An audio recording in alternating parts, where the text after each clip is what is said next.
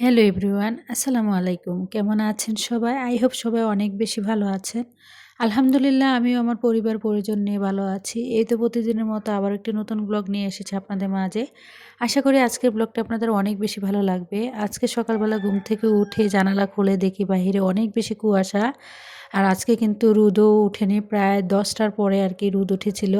তো ভাবলাম সকাল সকাল যেহেতু এত কুয়াশা, তো সকালবেলা এই কুয়াশার মধ্যে গরম গরম খিচুড়ি হলে তো অনেক বেশি জমে যাবে, যার কারণে ভাবলাম যে আজকে সকালের নাস্তায় খিচুড়িটাই রান্না করি। তো যার কারণে এখানে গাজর, আলু, তারপরে যে মানে বাসায় যেই ধরনের সবজি ছিল সব কিছু আর কি কেটে নিয়েছি। তো এখানে আর কি এখন প্রেসার কুকারে হাতে মেখেই আর কি আমি খিচুড়িটা রান্না করব। আর প্রেসার কুকারে খিচুড়িটা রান্না করলে দেখা যায় কি একদিক দিয়ে কিন্তু গ্যাসটাও কম খরচ হয়, অন্যদিক দিয়ে খুব তাড়াতাড়ি কিন্তু খিচুড়িটা হয়ে যায়। এতে করে কিন্তু সংসারের অনেকটা টাকা পয়সা কিন্তু বাঁচতে পারে বা বেঁচেও যায়। তো আমরা গৃহিণীরা কিন্তু এখানেও একটা বুদ্ধি করতে পারি, বুদ্ধি করে কিন্তু এখানে সংসারে টাকা বাঁচাতে পারি। যেমন এই যে দেখতে পাচ্ছেন আমি যে প্রেসার কুকারে খিচুড়িটা রান্না করলাম, খুব তাড়াতাড়ি কিন্তু খিচুড়িটা হয়ে গিয়েছে। এতে করে কিন্তু আমার গ্যাস খরচটা অনেক বেশি কম লেগেছে। এতে করে আমার গ্যাসটা দেখা গিয়েছে অনেক দিন চলে যাবে। এতে করে যেহেতু গ্যাস যেহেতু বেঁচেছে, এখানে কিন্তু টাকাটাও বেঁচেছে। তো যাই হোক এখানে আর কি খিচুড়িটা রান্না প্রায় হয়ে গিয়েছিল। তো উপর দিক দিয়ে অনেকগুলো আর কি মানে ধনেপাতা দিয়ে দিয়েছি আর লেবু দিয়ে, আর দেখা গিয়েছে বাসায় জলপাইয়ের আচার আছে, এগুলো দিয়ে আর কি আজকে সকালের নাস্তায় এই সবজি খিচুড়ি খেয়ে নেব। যদিও আমার বাসায় কেউ ডিম দিয়ে খিচুড়ি খেতে পছন্দ করে না, যার কারণে আর আমি ডিম ভাজিনি। তো যাই হোক এখানে কিন্তু সকালে নাস্তা খেয়ে চলে এসেছি সংসারের কাজকর্মে। তো একদিক দিয়ে সংসারের কাজকর্ম করব আর অন্য দিক দিয়ে কিন্তু আপনাদের সাথে কিছু কথা শেয়ার করব। আসলে সংসার হচ্ছে এমন একটা জায়গা মানে যার মধ্যে অনেক বেশি মায়া জড়িয়ে থাকে। আমরা গৃহিণীরা কিন্তু একটু একটু করে তিল তিল করেই কিন্তু প্রতিটা নারীর সংসারে যা কিছু দেখছেন বা দেখবেন মানে একটু একটু করে তিল তিল করে তার পেছনে কিন্তু অনেক বেশি ত্যাগ, সব কিছু দিয়েই কিন্তু সে তার সংসারটাকে খুব সুন্দরভাবে সাজিয়ে গুছিয়ে রাখতে পছন্দ করে। আর একটা সাজানো গুছানো সংসার প্রতিটি মেয়েরই স্বপ্ন।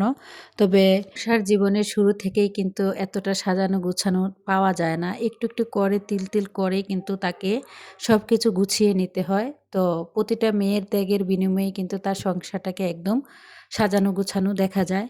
তো যাই হোক এদিক দিয়ে বিছানাটা গুছিয়ে নিয়েছি আর দেখলাম যে অনেক বেশি ধুলাবালি বাসায় এসে জমা হয়েছে। যেহেতু এখন শীতকাল, শীতকালে কিন্তু বৃষ্টি হয় না, যার কারণে ২-১ দিন পরে পরে কিন্তু দেখি যে ফার্নিচারের উপরে অনেক বেশি ধুলাবালি চলে আসে। আসলে কোথায় থেকে যে এত ধুলাবালি চলে আসে বলতে পারবো না। আর দেখা গিয়েছে সংসারটা যেহেতু নিজের, তাকে কিন্তু পরিপাটি করে গুছিয়ে পরিষ্কার পরিচ্ছন্ন করে রাখার দায়িত্বটা কিন্তু আমাদের প্রতিটা নারীর। তো যাই হোক এদিক দিয়ে সংসারে কাজকর্ম করছি। আজকের ভিডিও টাইটেল এবং থাম্বনেল দেখে হয়তো বুঝতে পেরেছেন, মধ্যবিত্ত পরিবারে অল্প কিছু উপায় মানলেই বাঁচাতে পারবেন হাজার হাজার টাকা। আর সেই উপায়গুলো কি কি তা সেগুলোই আর কি আজকে আপনাদের মাঝে শেয়ার করব।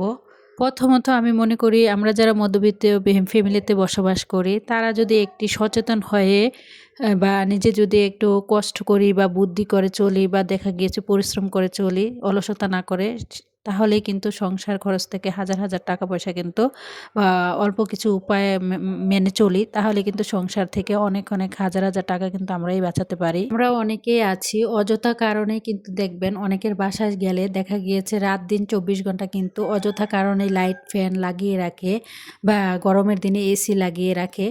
আসলে এগুলা যদি না করে একটু হিসেব করে যদি চলা যায়, দেখা গিয়েছে অযথা কারণে শুধুমাত্র যখন প্রয়োজন প্রয়োজন ছাড়া যদি আসলে ঘরে লাইট ফ্যান লাগিয়ে রাখি, এতে করে কিন্তু বিদ্যুৎ খরচটা অনেক বেশি হয় বা বিদ্যুতের অপচয় হয়, এতে করে কারেন্ট বিলও কিন্তু অনেক বেশি হয়। যার কারণে আমরা যদি একটু সচেতন হয়ে দেখা গিয়েছে সময় মতো শুধুমাত্র কারেন্ট ব্যবহার করি, তাহলেই কিন্তু দেখা গিয়েছে যে কারেন্ট বিলটা অনেক বেশি কম হবে, এতে করে কিন্তু সংসার খরচটা অনেক বেঁচে যাবে। তারপরে আবার অনেকে অনেকে আছে যে যাদের বাসায় ওয়াইফাই নেই, বাহির থেকে দেখা গিয়েছে যে ইন্টারনেট কিনে তারপরে ব্যবহার করতে হয়। তো আমি মনে করি কি মানে মোবাইলের মধ্যেই দেখবেন অনেক রকমের অফার আসে, তখন যদি আমরা সেই অফারগুলো বেছে বেছে দেখে অনেকটা যাচাই করে যদি যেই অফারের মধ্যে কম টাকার মধ্যে দেখা গিয়েছে পুরো মাসের মধ্যে আমরা ইন্টারনেট পাবো, তো এরকম যদি একটা সুযোগ পাওয়া যায় তাহলেই যদি ইন্টারনেট কেনা হয়, এতে করেও কিন্তু দেখা গিয়েছে সংসার খরচ থেকে অনেকটা টাকা পয়সা বেঁচে যায়। আবার দেখা গিয়েছে সাপ্তাহিক একটা বাজার আছে, অনেকের আছে আমরা যেহেতু অনেকে গ্রামে বাস করি, অনেকে শহরে বাস করি, অনেকের দেখা গিয়েছে সপ্তাহে 2 দিন বাজার বসে অনেক জায়গায়, আবার দেখা গিয়েছে কোথাও 1 দিন বসে। তো আমি যেই জায়গায় থাকি ওইখানে কিন্তু সপ্তাহে 2 দিন বাজার বসে। তো আমি সবসময় চেষ্টা করি সাপ্তাহিক যে বাজারের দিন ওইগুলাতেই আর কি বাজার করার জন্য। তাছাড়াও কিন্তু অন্য সময় আমি কখনোই বাজার করি না বা বাজারে যাই না। শুধুমাত্র বাজারের যেদিন বাজার থাকে ওই দিন আর কি আমাদের এখানে সপ্তাহে কিন্তু শনিবার আর বুধবারে আর কি বাজার বসে। তো আমি সবসময় চেষ্টা করি সবসময় সাপ্তাহিকভাবে বাজার করার জন্য, এতে করে কিন্তু সাপ্তাহিক যে বাজার বসে ওইখানে কিন্তু অনেক রকমের তরি তরকারি বা শাকসবজি পাওয়া যায়, আর সেগুলো কিন্তু অনেক কম দামে কেনাকাটা করা যায়। তো একটা আপু কমেন্ট করেছিল আর কি আগের ভিডিওতে, আমি 170 টাকা দিয়ে এতগুলা তরকারি কিনেছি। জি আপু, তোমার জন্য বলে দিচ্ছি, এখানে আমি যেখানে থাকি এখানে কিন্তু এখন সবজি বাজারটা অনেকটাই কম, যার কারণে দেখা গিয়েছে আমি কম টাকার মধ্যে কিন্তু অনেক টাকার বাজার করতে পারি। এই যে দেখতে পাচ্ছেন এখানে কিন্তু 2 আঁটি লাল শাক নিয়েছিলাম মাত্র 10 টাকা। তো সাপ্তাহিক বাজারের দিন গেলে যে অনেক লাভ হয়, একদমই ঠিক, লাভবান হয়ে কিন্তু নিজে বাজার করা যায়। দেখা গিয়েছে তরি তরকারির দাম কিন্তু অনেক বেশি কম থাকে। আপনারাও সবাই চেষ্টা করবেন আপনাদের ওইখানে যখন বাজার বসে বা যেদিন হাটের দিন থাকে বা সাপ্তাহিক যখন বাজার বসে ওই দিনে আর কি বাজার করার জন্য। এতে করে কিন্তু কম টাকার মধ্যে আপনারা চাইলে অনেক বাজার করতে পারবেন, এতে করে কিন্তু আপনার সংসারেরই কিন্তু অনেক অনেক টাকা বাঁচবে। আর এই যে এখানে একটা নারকেল নিয়ে এসেছিলাম মাত্র 120 টাকা, কিন্তু অন্য দিন যখন বাজারে যাই 150 টাকা নিচে একটা মানে নারকেল আনতে পারি না। আজকে যেহেতু বাজারের দিন ছিল তো তার জন্য আর কি আমি 120 টাকা দিয়ে মাত্র এই নারকেলটা আনতে পেরেছিলাম, আর নারকেলটা এত বেশি ভালো পড়েছিল কি বলবো। তো যাই হোক, ভিডিওর এই পর্যায়ে এসে যে সকল প্রিয় আপুরা আমার ভিডিওটি দেখছেন প্লিজ ভিডিওটিতে একটি লাইক দিয়ে দেখার অনুরোধ রইল। আর কেউ অবশ্যই ভিডিওটি স্কিপ করবেন না, টেনে হিস্ট্রি দেখবেন না, এতে করে কিন্তু আপনার চ্যানেলেরও ক্ষতি হবে, আমার চ্যানেলেরও কিন্তু ক্ষতি হবে। তো যাই হোক, নারকেলটা কিন্তু কুড়িয়ে এখানে আর কি আমি ফ্রিজে রেখে দেবো, কারণ বাপা পিঠা বানাবো, আমার ছেলে যেহেতু মাদ্রাসা থেকে এসেছে। শীতের দিনে কিন্তু গুড় আর নারকেল দিয়ে বাপা পিঠা বানালে খেতে অনেক বেশি মজা হয়, তার জন্য আর কি। তো যাই হোক, তারপরে আরও কিছু টিপস আছে বা আরও কিছু উপায় আছে যেগুলো মেনে চললে দেখা গিয়েছে আমাদের সংসার খরচ অনেকটাই কমে যায়। আমরা যখন বাহিরে শপিং করতে যাই অনেকে আমরা বুঝি যে মনে হয় ফুটপাতের জিনিসগুলো অনেক বেশি খারাপ পড়ে, বা আমরা মনে করি যে বাহিরে যে বড় বড় যে মার্কেটগুলো ওইগুলোতেই মনে হয় জিনিসপত্র ভালো বা মানের জিনিসপত্র পাওয়া যায়। অনেক সময় দেখবেন ফুটপাতে যে জিনিসটা আছে বড় কোনো দোকানেও কিন্তু সেম একই জিনিস কিন্তু পাওয়া যায়, তারপরে কিন্তু ফুটপাতে যে দাম বা দেখা গিয়েছে মার্কেটের যে দাম, মানে আকাশ পাতাল ব্যবধান। মার্কেটে কিন্তু এই জিনিসটার দাম আপনার থেকে দ্বিগুণ রাখবে, আর ফুটপাত থেকে আপনি এই সেম জিনিসটা কিনতে যান না কেন কিন্তু আপনি কিন্তু অর্ধেক দামে কিন্তু আসলে কিনে ফেলতে পারেন। আমরা মনে করি যে ফুটপাতের জিনিসগুলো আসলেই খারাপ, কিন্তু না, ফুটপাতের জিনিসগুলোও কিন্তু অনেক সময় দেখা যায় যে কম দামের মধ্যে অনেক কিছু কেনাকাটা করলেও কিন্তু অনেক ভালো মানের পাওয়া যায়, বা খুব কমের মধ্যে আপনি কেনাকাটা করতে পারবেন। এখন যেহেতু শীতকালে যেহেতু বাচ্চাদের অনেক কাপড় চোপড় লাগে, যাদের ছোট বেবি আছে তারা চাইলে কিন্তু ফুটপাত থেকে কম টাকায় আসলে মানে মার্কেট করতে পারেন বা বাচ্চাদের কাপড় চোপড় কেনাকাটা করতে পারেন, এতে করে কিন্তু আপনাদের টাকাটা অনেক বেশি কম লাগবে। তো আমরা আসলে বুঝতে পারি না, আমরা একটু যদি বুদ্ধি খাটাই যে আসলে ফুটপাতের জিনিস আর মার্কেটের জিনিস যেহেতু সেম জিনিস, তাহলে কেন আমি মানে মার্কেট থেকে দাম দিয়ে ওই জিনিসটা কিনবো একই জিনিস। তাই আসলে একটু যদি হিসেব করে বা যাচাই করে যদি মার্কেটে গিয়ে কেনাকাটা করেন দেখবেন এতে করে কিন্তু আপনার টাকা পয়সাটা অনেক বেশি সেভিং হয় বা মানে টাকা পয়সা বাঁচাতে পারেন আর কি।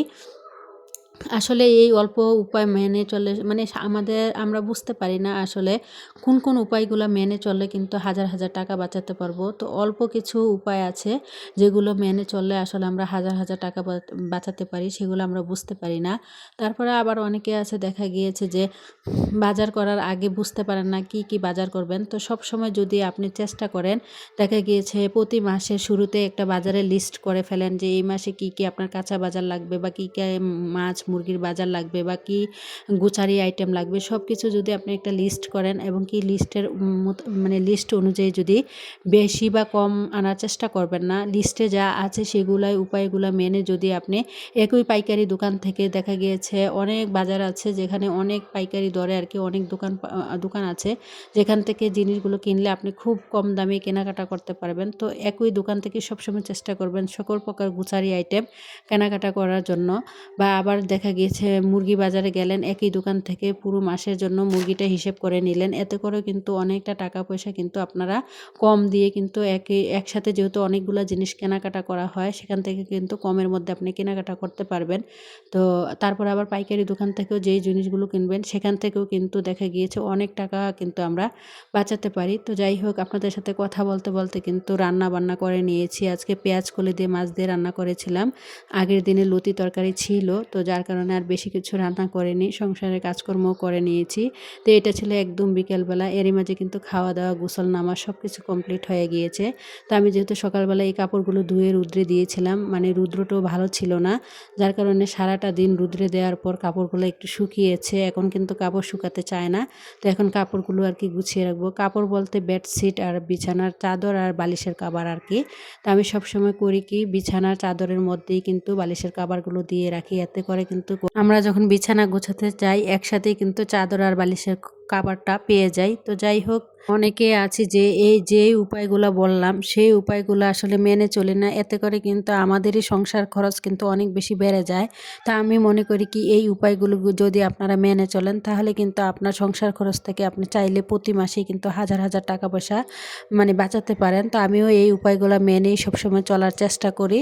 তো যাই হোক, এখানে কাপড়টা গুছিয়ে নিয়েছি। তো আমার পরবর্তী ভিডিও দেখার আমন্ত্রণ জানিয়ে আজকের মতো ভিডিওটা এখানেই শেষ করলাম। সবাই ভালো থাকবেন। খুদা হাফেজ। আসসালামু আলাইকুম।